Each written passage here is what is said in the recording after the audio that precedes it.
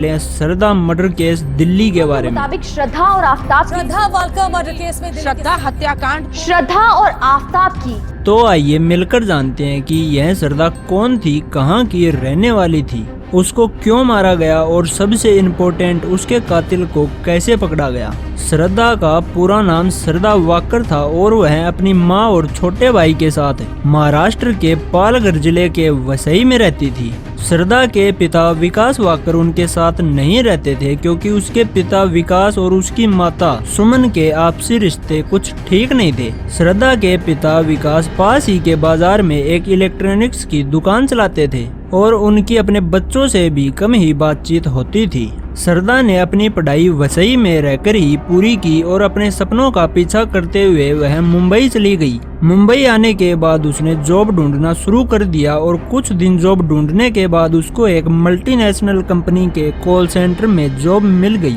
श्रद्धा को जॉब करते हुए कुछ समय बीत जाता है और फिर श्रद्धा की मुलाकात एक डेटिंग ऐप बम्बल पर आफ्ताब नाम के लड़के से होती है। आफ्ताब का पूरा नाम आफ्ताब अमीन पूनावाला था। जब दोनों डेटिंग ऐप पर मिले तो दोनों की बातचीत होना शुरू हो गई।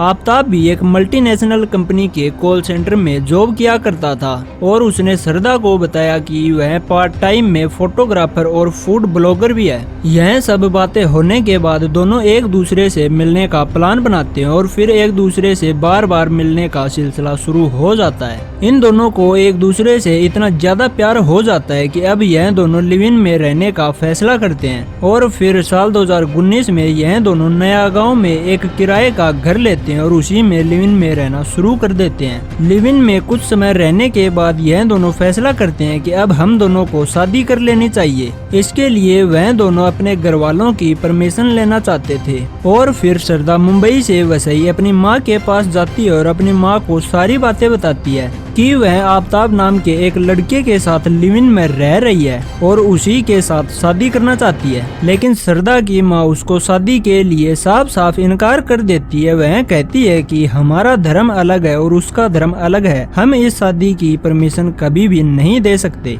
इसी बात पर दोनों माँ और बेटी में झगड़ा होना शुरू हो जाता है और इसी झगड़े के बाद श्रद्धा अपना घर यह कहते हुए छोड़ देती है कि अगर आप लोग राजी नहीं भी होगे तो भी मैं उसी लड़के से शादी करूंगी और अब आप यह समझ लो कि मैं आपकी बेटी हूँ ही नहीं। और फिर अपने घर वालों से लड़ाई करने के बाद वह फिर से आफ्ताब के पास चली जाती है। दूसरी तरफ आफ्ताब के घर वालों ने भी इस शादी से साफ साफ इनकार कर दिया था, लेकिन फिर भी यह दोनों लिव इन में रहना जारी रखते हैं। इस घटना के कुछ महीने बाद यानी साल 2020 में श्रद्धा की मां की दिल की दौरे की वजह से मौत हो जाती है। श्रद्धा और उसके पिता अंतिम संस्कार में शामिल होने के लिए घर चले जाते हैं और कुछ दिन वहीं पर बिताते हैं। लेकिन कुछ दिन बाद ही श्रद्धा फिर से आफ्ताब के पास आ जाती है। वहां से आने के बाद धीरे धीरे श्रद्धा और आफ्ताब में लड़ाइयाँ होना शुरू हो जाती है। एक बार तो आफ्ताब ने गुस्से में आकर श्रद्धा की पिटाई कर दी थी। इसी बात को लेकर श्रद्धा पुलिस में जाती है और आफ्ताब के खिलाफ कंप्लेंट लिखा देती है, लेकिन आफ्ताब ने श्रद्धा को फिर से माफी मांगी, मना लिया और फिर इन दोनों ने अपनी कंप्लेंट वापस ले ली।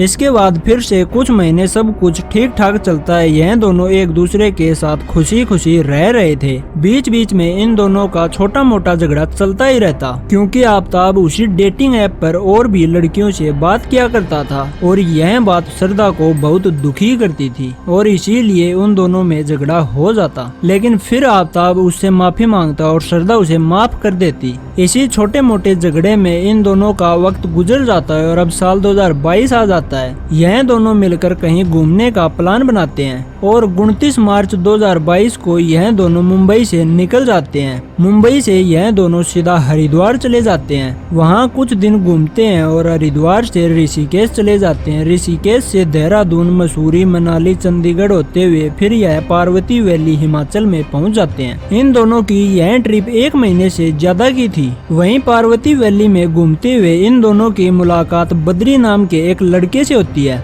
बद्री भी पार्वती वैली घूमने आया हुआ था। उन दोनों की बद्री से बातचीत होती है और फिर बद्री उन दोनों को अपने घर दिल्ली आने के लिए इनवाइट करता है। इनवाइट करने पर यह दोनों बद्री के घर जाने के लिए निकल जाते हैं और 5 मई 2022 को बद्री के घर दिल्ली पहुंच पहुंच जाते हैं और करीब 8 से 10 दिन बद्री के घर पर ही रहते हैं। इन 8-10 दिन के बीच में भी श्रद्धा और आफ्ताब के बीच में लड़ाई झगड़ा चलता ही रहता और इन झगड़ों से परेशान होकर बद्री ने उन दोनों को अपने घर से चले जाने को कह दिया। अब तक इन दोनों को दिल्ली पूरी तरह से पसंद आ चुका था, इसीलिए यह दोनों दिल्ली में ही रहने का फैसला करते हैं और 16 मई 2022 को एक प्रॉपर्टी डीलर के थ्रू मेहरौली छतरपुर पहाड़ी में फर्स्ट फ्लोर पर एक रूम किराए पर ले लेते हैं और वहां पर रहना शुरू कर देते हैं। उस घर पर भी इन दोनों का लड़ाई झगड़ा चलता ही रहता। 17 मई को श्रद्धा अपने एक दोस्त से मिलने गुरुग्राम चली जाती है और रात को वहीं पर रुककर 18 मई को दोपहर को घर वापस लौटती है। इस बात को लेकर आफ्ताब श्रद्धा से बहुत ही ज्यादा गुस्सा था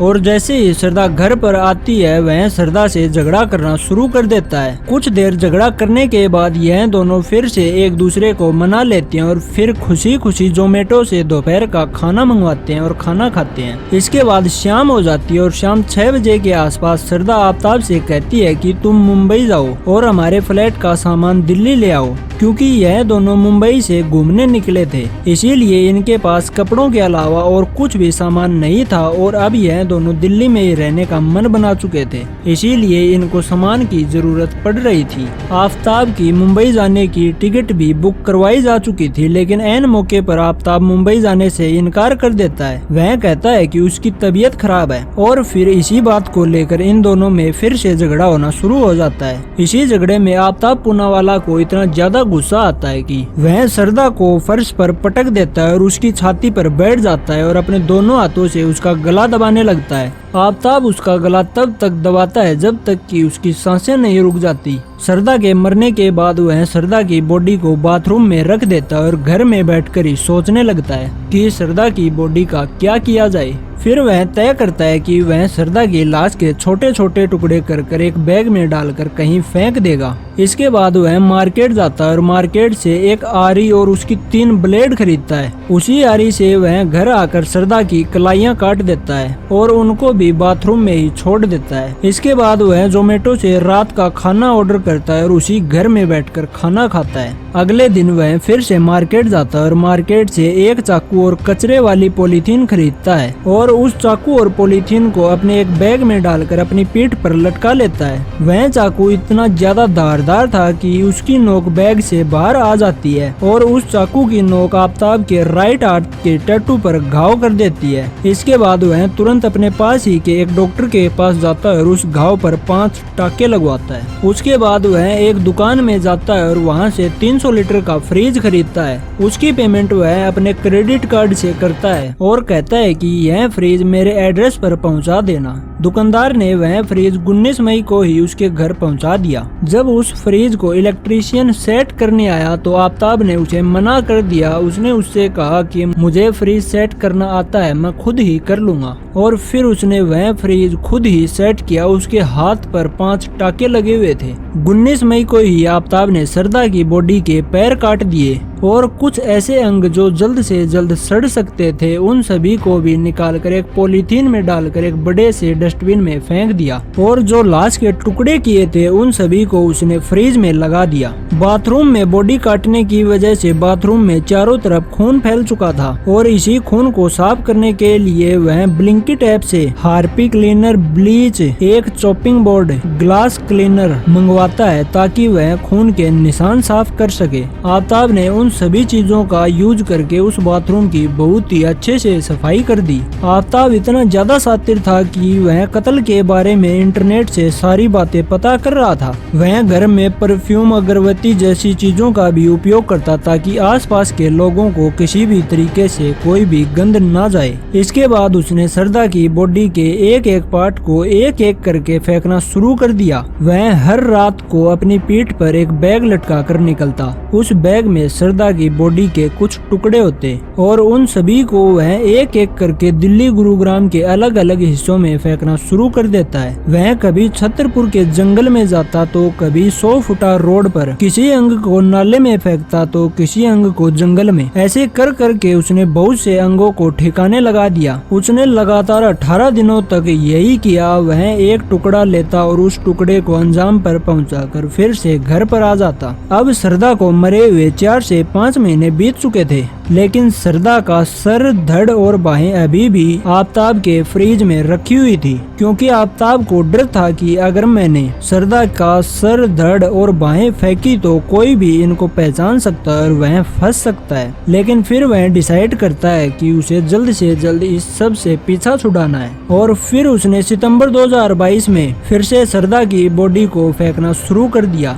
उसने सबसे पहले श्रद्धा के सर के बाल काटे और उसके चेहरे को ब्लो टॉर्च की मदद से जला दिया, ताकि अगर श्रद्धा का सर किसी के हाथ भी लग जाए तो उसकी पहचान ना हो सके। इसके बाद उसने सभी चीजों को छतरपुर के महरौली के जंगल में फेंक दिया। उसके पास श्रद्धा के बाल और कपड़े भी बचे हुए थे, तो उसने 100 फुटा रोड के एक बड़े से डस्टबिन में उन्हें भी फेंक दिया। अब आफ्ताब के पास श्रद्धा की आखिरी निशानी के तौर पर उसका फोन और उसकी स्टड पिन बची हुई थी। श्रद्धा अपने होठ पर एक स्टड पिन लगाती थी, मैं उसी पिन की बात कर रहा हूँ। इसके अलावा उसने सभी सबूतों को ठिकाने लगा दिया था और अब वह आराम से एक जगह से दूसरी जगह घूमने लगा। उसे लगने लगा कि अब वह आजाद है, लेकिन अब जानते हैं कि वह पकड़ा कैसे गया। इसके लिए हमें कहानी की दूसरी तरफ चलना होगा। हमारी यह कहानी फिर से मुंबई की ओर चली जाती है। जब श्रद्धा अपना घर छोड़कर आफ्ताब के पास रहने चली गई थी, तो उसकी बातचीत अपने भाई से भी बंद हो गई, लेकिन उसका भाई श्रद्धा के बारे में पूरी जानकारी रखता था। इसके लिए वह श्रद्धा के इंस्टाग्राम को देखता रहता और उसके दोस्तों से उसकी खबर लेता रहता कि श्रद्धा कहाँ है और क्या कर रही है। एक दिन श्रद्धा का एक दोस्त श्रद्धा के भाई के पास कॉल करता है और वह कहता है कि वह पिछले कुछ महीने से श्रद्धा से कांटेक्ट करने की कोशिश कर रहा है, लेकिन उसका कांटेक्ट हो नहीं पा रहा है। क्या तुम्हारे पास श्रद्धा का कोई और कांटेक्ट नंबर है? तो इस बात पर श्रद्धा का भाई नोटिस करता है कि श्रद्धा ने पिछले कुछ महीने से अपने इंस्टाग्राम पर भी कोई फोटो नहीं डाली है और न ही उसकी कोई खबर मिली। यह सब नोटिस करने के बाद श्रद्धा का भाई श्रद्धा के दोस्तों से पूछताछ करना शुरू कर देता है कि तुम्हारे पास श्रद्धा की कोई जानकारी है या नहीं। लेकिन श्रद्धा के दोस्तों के पास श्रद्धा की कोई भी जानकारी नहीं थी। वह लोग आफ्ताब से भी कांटेक्ट करने की कोशिश करते हैं, लेकिन उनका आफ्ताब से भी कोई कांटेक्ट नहीं हो पाता। यह बात श्रद्धा का भाई श्रद्धा के पिता को बताता है कि पिछले कुछ महीने से श्रद्धा के बारे में कोई जानकारी नहीं मिल रही है। श्रद्धा के पिता भी श्रद्धा को ढूंढने की कोशिश करते हैं, लेकिन उनको भी श्रद्धा के बारे में कोई जानकारी नहीं मिलती। तो श्रद्धा के पिता 6 अक्टूबर 2022 को वसई पुलिस स्टेशन में श्रद्धा की गुमशुदगी की रिपोर्ट लिखा देते हैं। वह पुलिस को बताते हैं कि श्रद्धा आफ्ताब नाम के एक लड़के के साथ रहती थी, लेकिन कुछ महीने से उन दोनों के बारे में ही कोई जानकारी नहीं मिली। वसई पुलिस ने यह केस माणिकर पुलिस स्टेशन को ट्रांसफर कर दिया। माणिकर पुलिस स्टेशन वालों ने आफ्ताब का नंबर निकाला और आफ्ताब से बात की। पूछताछ करने पर आफ्ताब ने बताया कि 22 मई 2022 को मेरी और श्रद्धा की लड़ाई हुई थी और उस लड़ाई में वह अपना सारा सामान लेकर घर से चली गई। उसने मुझसे कहा कि मुझसे कांटेक्ट करने की कोशिश बिल्कुल भी मत करना। उसके बाद मुझे नहीं पता कि वह कहाँ गई। यह सब सुनकर पुलिस वालों ने आफ्ताब से पुलिस स्टेशन में आने को कहा। तो आफ्ताब 3 नवंबर 2022 को दिल्ली से मुंबई जाता है। उसके पास श्रद्धा की जो आखिरी निशानी बची हुई थी, उसका मोबाइल और उसकी स्टड, उसको भी वह दिल्ली से मुंबई जाते समय चलती ट्रेन से मीरा भाईंदर की खाड़ी में फेंक देता है और फिर माणिकर पुलिस स्टेशन मुंबई पहुंच जाता है। पुलिस वालों ने आफ्ताब से पूछताछ करना शुरू कर दिया। तो फिर से आफ्ताब ने वही बात दोहराई कि मेरी और श्रद्धा की 22 मई को लड़ाई हुई थी और उस लड़ाई में वह घर छोड़कर चली गई और उसके बाद मुझे कुछ नहीं पता। पुलिस ने इस बार यह बयान रिकॉर्ड कर लिया और उसकी रिटन स्टेटमेंट भी ले ली। पूछताछ करने के बाद आफ्ताब को छोड़ दिया गया और आफ्ताब फिर से दिल्ली आ गया। जब माणिकर पुलिस स्टेशन वालों ने उसके बयान की फिर से जांच की, तो पुलिस वालों को उसका बयान मिसमैच लगा और उन लोगों को आफ्ताब पर शक हो गया और इसीलिए मुंबई पुलिस ने यह केस दिल्ली पुलिस को ट्रांसफर कर दिया। इसके बाद दिल्ली पुलिस आफ्ताब को पूछताछ के लिए बुलाती है।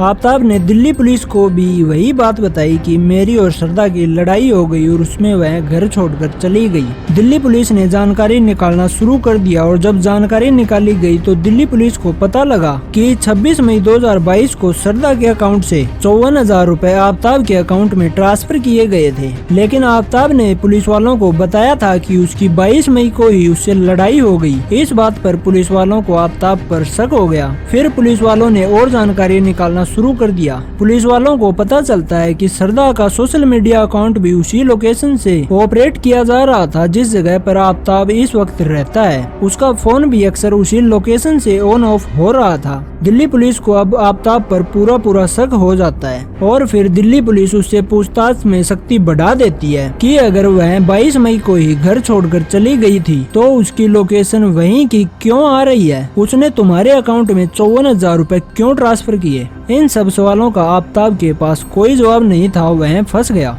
और फिर 12 नवंबर 2022 को दिल्ली पुलिस ने आफ्ताब को गिरफ्तार कर लिया। जब यह खबर बाहर निकल कर आई तो यह केस पूरे देश में फेमस हो गया। हर मीडिया न्यूज चैनल पर यही खबर थी कि आफ्ताब ने श्रद्धा को मार दिया। इसके बाद आफ्ताब ने दिल्ली पुलिस को अपनी पूरी कहानी सुना दी, जिस कहानी को सुनकर हर किसी को पसीने आ गए। उसने यह कबूल किया कि उसी ने श्रद्धा को मारा है। पुलिस को श्रद्धा की बॉडी के अवशेष भी मिल गए उसी महरौली के जंगल से जहां श्रद्धा को काटकर फेंका गया था। इसी केस में दिल्ली पुलिस ने 6,000 से भी ज्यादा पन्नों की चार्जशीट अदालत में पेश की, जिसमें उसके सभी गुनाह लिखे हुए हैं। आफ्ताब का नार्को और पॉलीग्राफ टेस्ट भी करवाया गया। आफ्ताब पुलिस के सामने मानता रहा कि वह श्रद्धा का कातिल है, लेकिन जब उसे जज के सामने पेश किया गया तो वह कोर्ट में बदल गया। उसने अपना जुर्म मानने से इनकार कर दिया, जिसकी वजह से उसका केस और भी लंबा चलेगा। श्रद्धा के पिता ने कोर्ट से गुहार लगाई है कि आफ्ताब को मौत की सजा दी जाए।